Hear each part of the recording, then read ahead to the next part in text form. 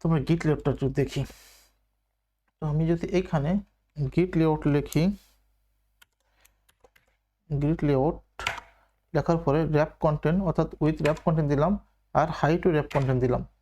আর যদি কোনো ভিউকে আপনারা ক্লোজ করতে চান তাহলে আপনার ফরওয়ার্ড স্ল্যাশ, কিন্তু কোন লেআউটকে ক্লোজ করতে হলে অবশ্যই অ্যাঙ্গুলার ব্রেকেট দিয়ে ক্লোজ করতে হয়। এখন আমি গিট লেআউটের যা কিছু ইমপ্লিমেন্ট করব এই গিট লেআউটের প্যাটের ভিতর ইমপ্লিমেন্ট করব, গিট লেআউটের প্যাটের ভিতর ইমপ্লিমেন্ট করব।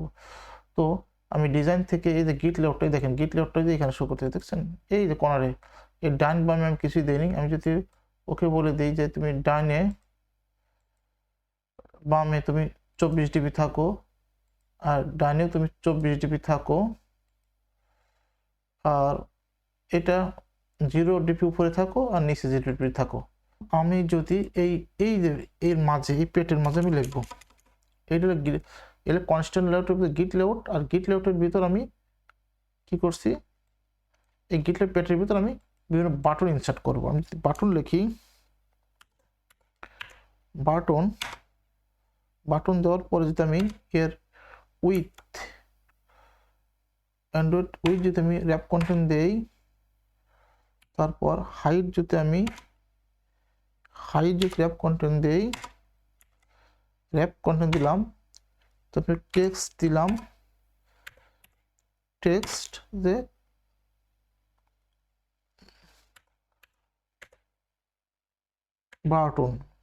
বাটন লিখে দিলাম, লিখে দিয়ে আমি এটা ফরওয়ার্ড স্ল্যাশ দিয়ে ক্লোজ করে দিলাম। তাহলে আমার একটা বাটন দেখো ওই উপরে চলে গেছে। আসলেই এটা আমি একটু উপর থেকে নিচে নিয়ে আসি, যে তুমি 32 ডিপি নিচে থাকো,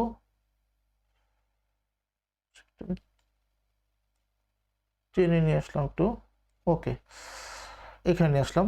কিন্তু এইখানে গেট লেআউটের ভিতরে আমার কলাম বলে দিয়ে আসতে হবে, কলাম কাউন্ট আর রো কাউন্ট বলে দিয়ে আসতে হবে। যদি আমি এখানে কলাম কাউন্ট দিয়ে দেই, কলাম কাউন্ট ধরেন যে আমি 4টি করে কলাম চাচ্ছি, ও রো আমি না দিলেও চলবে। আচ্ছা রো কাউন্টও দিয়ে আসি আমি, রো কাউন্ট ধরে আমি 4টি করে চাচ্ছি, এস হয়ে গেল। আমি যদি এখন কনস্ট্যান্ট লেআউটটাকে ধরে আসি, লেআউটটা ধরে ঠিক করে নিই।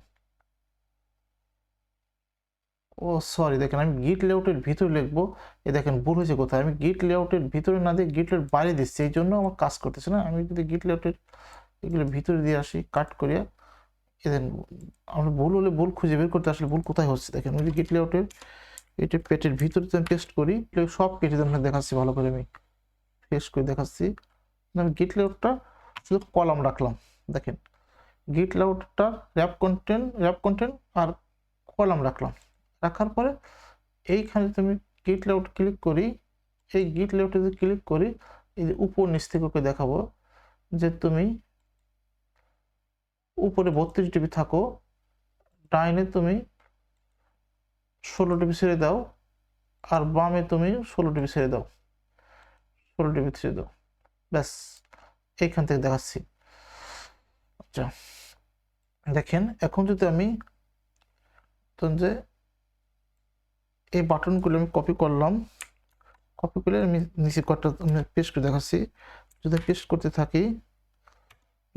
করতে থাকি, দেখেন আমি 4টি করে কলাম নিচ্ছি, 4টি করে রো নিচ্ছি, 4টির বেশি নিবেন আবার নিচে চলে আসবে। দেখেন 4টি করে নিচ্ছি, 4টি কলাম, দেখেন যত পেস্ট করবো 4টির বেশি কোনো নিবে না। এই হলো সুবিধা। সমান মাপের বাটন হচ্ছে, দেখেন সমান মাপের বাটন।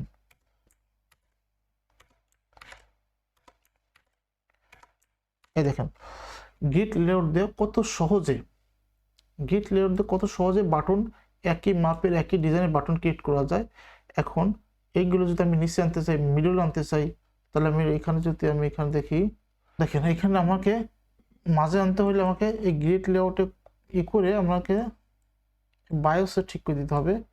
আমি যদি গিট লেআউটে ক্লিক করে এখানে যদি মাঝে আনতে চাই, তাহলে এইখানে যদি বাড়াই দিই ও মাঝে চলে আসবে। এখান থেকে যদি আমি ধরে সুন্দর করে এই যে এইখান থেকে আমি ধরে নিস্প্রে দিয়ে বলি যে তুমি এইখানে চলে আসো, দেখেন সুন্দর করে এখানে মাঝে আনা সম্ভব ডিজাইন থেকে। এখান থেকে ওই যে লেআউট থেকে আপনি সিলেক্ট করে দেবেন যে কোন দিক কত থাকবে। হ্যাঁ এরকম করে আমরা উপরে এই দেখেন, এই যে এই যে আপনি খেয়াল করেন, এইখানে ধরে উপর নিচ করতে পারবেন আপনি। আপনি যেখানে রাখার দরকার সুবিধা মতো সেখানে রাখতে পারবেন। আর এইখানে ধরে আপনি ডানে বামে নিতে পারবেন, হ্যাঁ, এইখানে ধরে আপনি ডানে বামে সরাইতে পারবেন। এইখানে যদি ধরেন, এইখানে ধরে ডানে বামে স্ক্রল করে আপনি আপনার সুবিধা মতন এটা সুন্দর করে আপনার পছন্দ জায়গায় এখানে আপনি বসাই দিতে পারবেন। তো এই হলো গ্রিড লেআউট। তো বন্ধুরা, আমি আপনাদেরকে constant layout, grid layout, relative layout, linear layout 4টি লেআউটই দেখাই ফেলছি। পরবর্তী আমরা সরাসরি ডিজাইনে চলে যাব, কোনো একটি অ্যাপ ডিজাইন করব। তো আজকে এই পর্যন্তই, ইনশাল্লাহ পরবর্তী দেখা হবে ছোট কোনো একটি অ্যাপ ডিজাইন নিয়ে। আল্লাহ হাফেজ।